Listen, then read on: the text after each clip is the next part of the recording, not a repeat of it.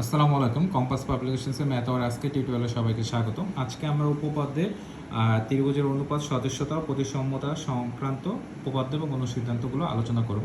এই টপিকস থেকে দেখা গেছে যে নতুন সিলেবাস পরিবর্তিত হওয়ার পর মানে 35তম বিসিএস থেকে দুইবার কোশ্চেন এসেছে।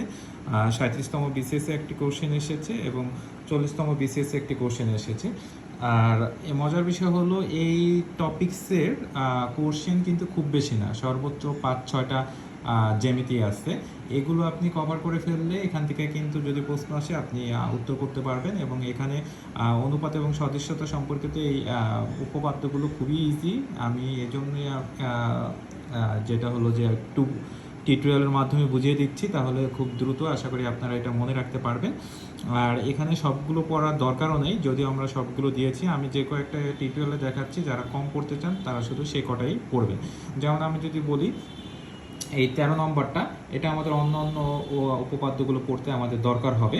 এই 13 আর 15 এটা পরস্পরের বিপরীত উপপাদ্য, যেখানে একটা বললে অপরটা হয়ে যায়। তারপরে এই দুটো লেস ইম্পর্ট্যান্ট, এটা না আসা সম্ভাবনা বেশি। 13 প্রায়োগিক একটা ইসের উপপাদ্য এসেছিল, সেটা হলো 28তম বিসিএসে, মানে এটারই গাণিতিক একটা ম্যাথ। আর আমাদের জন্য ইম্পর্ট্যান্ট হলো এই যে 16-17, 16-র বিপরীত হলো 17, 16 40তম বিসিএসে এসেছিল, তো 17 অন্য বিসিএসে আসার সম্ভাবনা রয়েছে। আর এদিকে আমরা 19টা আমরা পড়ব। আর একটা জিনিস হলো যে এই যে 20 নম্বরটা বেসিক্যালি এই 16 নম্বরই, জাস্ট মানটা চেঞ্জ। এখানে যেমন এপি বলেছে, এখানে সেটা এডি, তাহলে 16 আর 20 একই। আর এখানে যে 22 নম্বরটা আমরা যে প্রশ্নটা করেছি, মানে 22 নম্বরটা যে প্রশ্নটা দেওয়া আছে, এটার ক্ষেত্রে দেখুন এই খ নম্বরটা হলো আপনার এই যে আমরা শুরুতে যেটা শিখেছি 13 নম্বরে অনুরূপ, আর এখানে গ নম্বর যেটা, এটা হলো 16 নম্বরে অনুরূপ। তার মানে আমরা দেখা যাচ্ছে এখানে সর্বমোট আমি যদি বলি 3টা উপপাদ্য পড়লেই আপনার এখানে হয়ে যাচ্ছে। তাহলে চলুন আমরা এই 3টা উপপাদ্য একটু দেখে আসি। খাতা কলম নিয়ে আপনারা একবার টিউটোরিয়ালটা দেখে তারপর নিজে নিজে প্র্যাকটিস করে ফেলবেন, যাতে একসাথেই পড়া হয়ে যায়। তাহলে আমরা যদি দেখি প্রথমে 13 নম্বর উপপাদ্যটা, যেটা আমরা বললাম যে 13 নম্বর উপপাদ্যটা আমাদের দরকার হবে না পরীক্ষার জন্য, কিন্তু এটার সাধারণ নির্বাচনটা আমাদের দরকার হবে।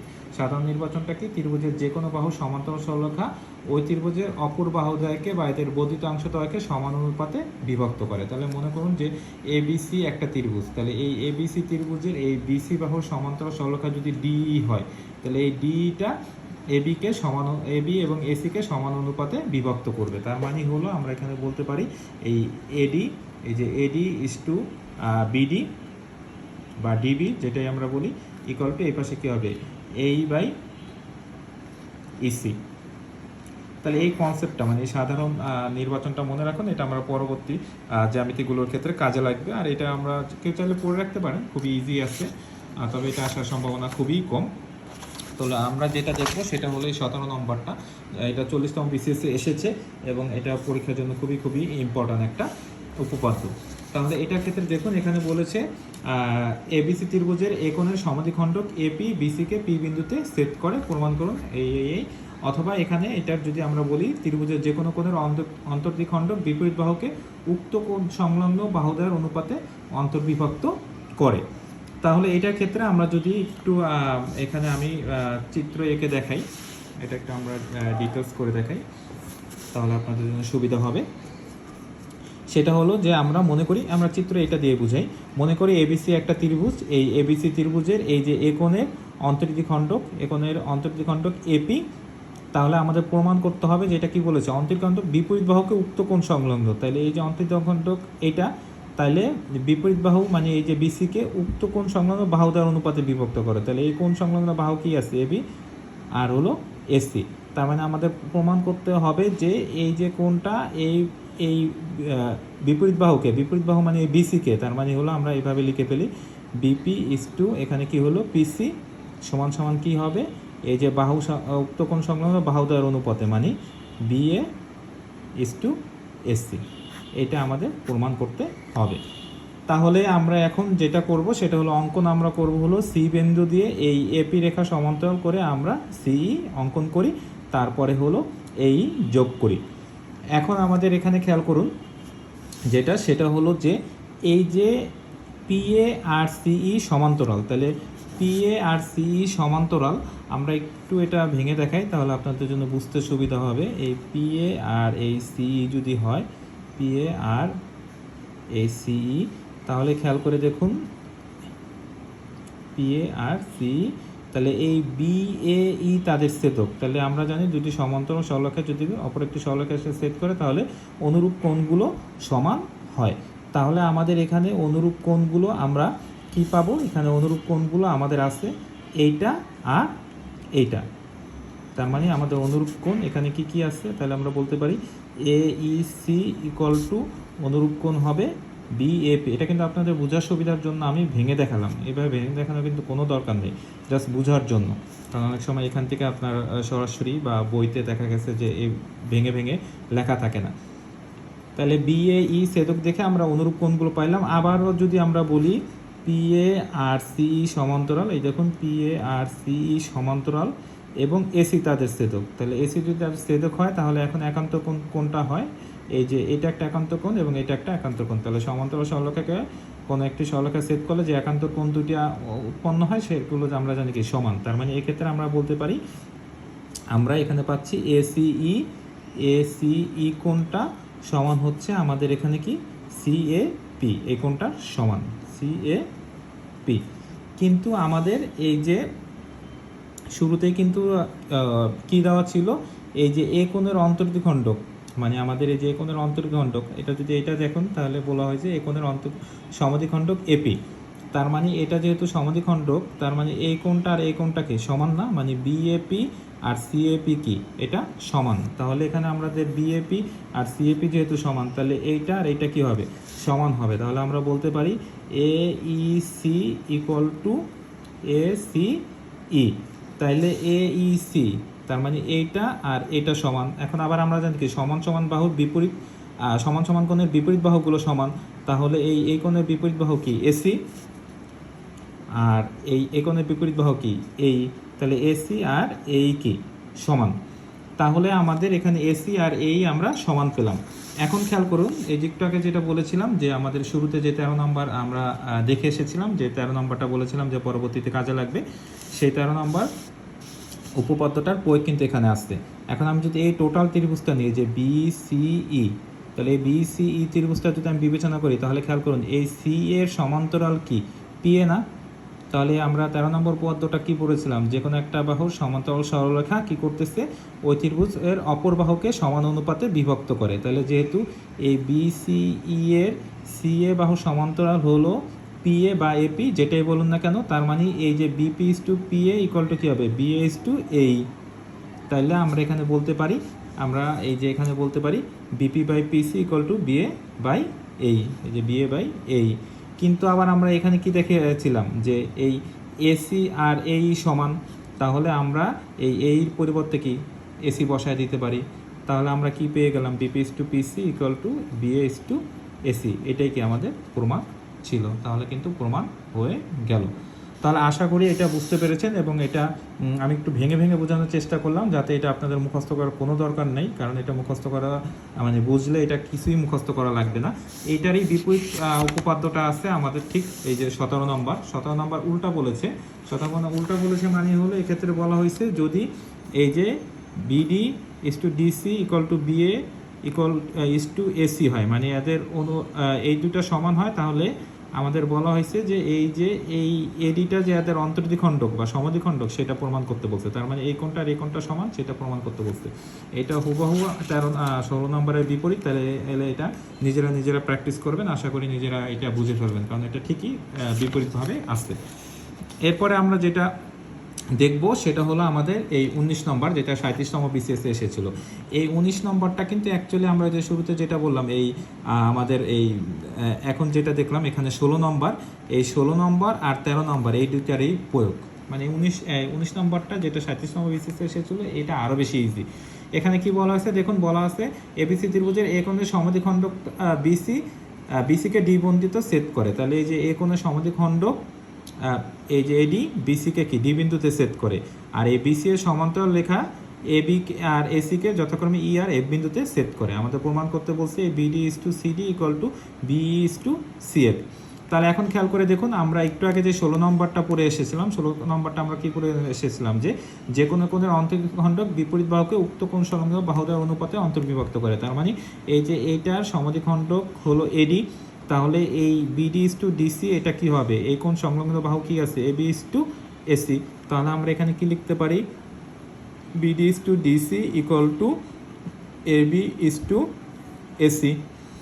এরপরে আবার খেয়াল করে দেখুন, আমরা 13 নম্বর যেটা পড়ে আসছিলাম, 13 নম্বর কি পড়ে আসছিলাম, ত্রিভুজের যে কোনো এক বাহু সমান্তরাল সরলরেখা কি করে অপর বাহুকে সমান অনুপাতে বিভক্ত করে। তার মানে এই যে আমাদের এই এ বিসি ত্রিভুজের বিসি বাহু সমান্তরাল কি ইএফ, তার মানে আমরা কি বলতেছি কি বলতে পারি এই is to EF ইবি equal to কী হবে এফ ইস টু এফসি বা সিএফ, যেটাই বলি না কেন। তাহলে আমাদের এখানে কী হয়ে যাচ্ছে, এই বাই বিই ইকুয়াল টু হচ্ছে এফ বাই সিএফ। এখন এই উভয় পক্ষে আমরা এক যোগ করে দিই, তাহলে উভয় পক্ষকে এক যোগ করে দিলে এই বাই বিই প্লাস 1 আর এফ বাই সিএফ প্লাস 1। তাহলে এখানে আমরা পাচ্ছি বিই এই প্লাস বিই, আর এ পাশে আমরা পাচ্ছি সিএফ মানে এ প্লাস সিএফ, বা আমাদের এই প্লাস বিই, এই যে এই প্লাস বিই এটার মান কি AB by BE equal to A plus CF, এই যে এ প্লাস সিএফ মানে কি টোটাল এসি, তাহলে এসি বাই সিএফ। তাহলে আমরা এখানে দেখতে পাচ্ছি আমাদের এই যে এটাকে যদি আমরা 1 নং দিই আর এটাকে যদি আমরা 2 নং দিই, এখানে আমরা এই এসিটাকে নিচে নিয়ে আসি, তাহলে AB by AC equal to হয়ে যাচ্ছে আমাদের বিই বাই সিএফ। এখন এটাকে 2 নং দিই, তাহলে 1 নং আর 2 নং কম্পেয়ার করে দেখুন, এটার এবি বাই এসির মান হলো এইটা আর এটার এবি বাই মান হলো এইটা। তাহলে আমরা একসাথে কি লিখতে পারি, এই যে এইটা আর এটা কি সমান, মানে এই BD is to DC equal to কী হবে বিএফ ইকুয়াল টু সিএফ, এবং এটাই কিন্তু আমাদের প্রমাণ করতে বলেছিল। তাহলে প্রমাণ হয়ে গেলো। দেখুন এটা কিন্তু খুবই ইজি, এটা হলো আমরা যে 16 নম্বর আর 13 নম্বর যেটা পড়ে আসলাম তারই প্রয়োগ।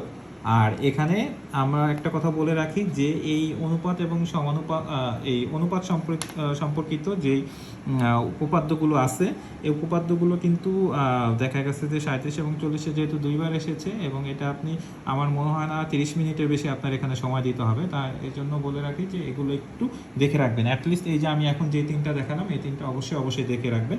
এখানে আর একটা আছে যেটা আমাদের এই যে 22 নম্বরটা, এটা বেসিক্যালি ওগুলোর ওপরে। তো অনেক সময় দেখা গেছে যে কোশ্চেন একটু ঘুরায় করতে চাইলে এটাও দিয়ে দিতে পারে, তো এটা দেখা ঘাবড়ানোর কিছু নাই। এটা বলা হয়েছে যে এই যে এটা খ নম্বর যেটা আমরা বলেছি, এই খ নম্বর হলো 13 নম্বর আর এই গ নম্বর হলো 16 নম্বর।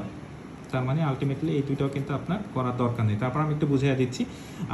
দেখুন এখানে প্রথমে বলছে প্রমাণ করো বিওসি আর ডিওই সদিশ কোণী মানে হলো উভয় পরস্পরের 3টা কোণ সমান হইতে হবে। তাইলে আমরা একটু যদি দেখি, এই যে দেখুন বিও সি আর হলো ডিওই, এই দুইটা ত্রিভুজ। তাহলে এই দুইটা ত্রিভুজের ক্ষেত্রে আমরা একটু আপনাকে এখানে একটু ভেঙে দেখাই, তাহলে আপনি বুঝতে পারবেন। মনে করেন আমরা এই ডিই নিলাম আর এখানে বিসি নিলাম, ডিই আর বিসি নিলাম, আবার এখানে ডিই আর বিসি নিলাম। আপনাদের বোঝানোর জন্য আমি এটা দেখাচ্ছি, এটা এমনিতে দেখানোর দরকার নেই। তাহলে প্রথমে খেয়াল করে দেখুন, এই যে বিইটা তাদেরকে একটা ছেদক না, এই যে বিইটা তাদের একটা ছেদক, তাহলে এই কোণটা আর এই কোণটাকে একান্তর কোণ সমান। এখানে মাঝখানে ধরেন আমরা ও রেখে দিই, তাহলে এই কোণটার নাম আমরা কি বলতে পারি ইবিসি, অথবা আমরা এই ইটা না লিখে ও দিয়ে লিখতে পারি। তাহলে ও বিসি ইকুয়াল টু কী হবে আমাদের বি, এদিক থেকে যদি যাই বিইডি, তার মানে এই কোণটার নাম হলো ওবিসি আর এই কোণটার নাম হলো আমাদের বিইডি বা ওইডি, যেটাই হোক না কেন। তাহলে এই দুটাকে একান্ত কোণ, এই যে দেখুন এই একান্ত কোণ দুটা সমান। আবার এটা যদি আমাদের এটা ছেদক হয় তখন আমাদের একান্তর কোণ হয় কোনটা, এই দুইটা। তাহলে এই যে এই দুইটা কোণ সমান। আর এই যে এইটা আর এইটা কি বিপরীত কোণ, তার মানে এটাও সমান। তাহলে এটা যেহেতু এই ত্রিভুজের 3টা কোণের সাথে এই ত্রিভুজের 3টা কোণ সমান, তার মানে এই ত্রিভুজটা কি সদিশকোণী ত্রিভুজ। এখন দেখুন খ নম্বর হলো ওই যে আমরা যেটা পড়ে আসছি 13 নম্বরটারই প্রমাণ। এবং গ নম্বর গ নম্বরে যেটা প্রমাণ করতে বলছে এটা কিন্তু আমাদের যে 16 নম্বর, যে কোনো কোণের অন্তর্দ্বিখণ্ডক যেটা নিয়ে আমরা পড়ে আসছিলাম, যে এই যে ত্রিভুজের যে কোনো অন্তর্দ্বিখণ্ডক বিপরীত বাহুকে উক্ত কোণ সংলগ্ন বাহুদ্বয়ের অনুপাতে অন্তর্বিভক্ত করে। তাহলে এখানে যদি খেয়াল করে দেখুন, প্রথমে যদি আমরা এই BCE এই ত্রিভুজটা নিয়ে, এই ত্রিভুজটা নিলে দেখুন এই সি কোণের সমদ্বিখণ্ডক কি CO, তার মানে আমরা এখানে কি বলতে পারি, এই যে BO is to OE equal to কী হবে, এই BC is to CA, মানে এই যে এই অন্তর্দ্বিখণ্ডকে এসে এটাকে সেট করে, তার মানে এই বাহুটার অনুপাত এই বাহুটা এই দুইটা বাহুর অনুপাতে বিভক্ত হয়। তাহলে এই বাহুটা কি হলো, BO is to OE equal to কী হবে, BC is to CA। একইভাবে আমরা যদি এখানে এই যে BCD এই ত্রিভুজটা নিই, তাহলে এখানে বি কোণের সমদ্বিখণ্ডক কি BO, তার মানে আমরা এখানে কি বলতে পারি যে CO is to OD equal to আমাদের কি হবে, CB is to BD। তা ক্যালকুলেশন করে আমাদের এখানে এই যে বিডির পরিবর্তে আবার আমরা কি এখানে কি বসাইতে পারি, সি বসাইতে পারি। কারণ দেখুন দুইটা সমান্তরাল সরলরেখা, যদি এটা দুইটা সমান্তরাল সরলরেখা হয় তাহলে এদের মধ্যবর্তী এখানে এটার মান আর এটার মান কি সমান হয়। তাহলে আমরা এই বিডির পরিবর্তে কি সি বসালাম। তাহলে এখন আমরা এইটা আর এইটা থেকে এই যে এটা আর এটা যেহেতু সমান, তাহলে এখানে আমরা 1 আর 2 নং ধাপ থেকে আমরা কি পাই, এটা ইকুয়াল টু প্রমাণ হয়ে গেল। তাহলে এই ছিল আমাদের উপপাদ্যগুলো এই টপিক্সে। আমরা পরবর্তী টিউটোরিয়ালে অন্য কোনো টপিক্সের উপপাদ্য নিয়ে আলোচনা করব। বারবার বলে রাখি, আপনাদের জন্যই আমি এত কষ্ট করে, যেহেতু উপপাদ্য অনেকেরই ঝামেলা, এত কষ্ট করে আমরা ভিডিও টিউটোরিয়ালগুলো তৈরি করে সেগুলো দিয়ে দিচ্ছি আমাদের বইয়ের সাথে, ম্যাথ আর বইয়ের সাথে।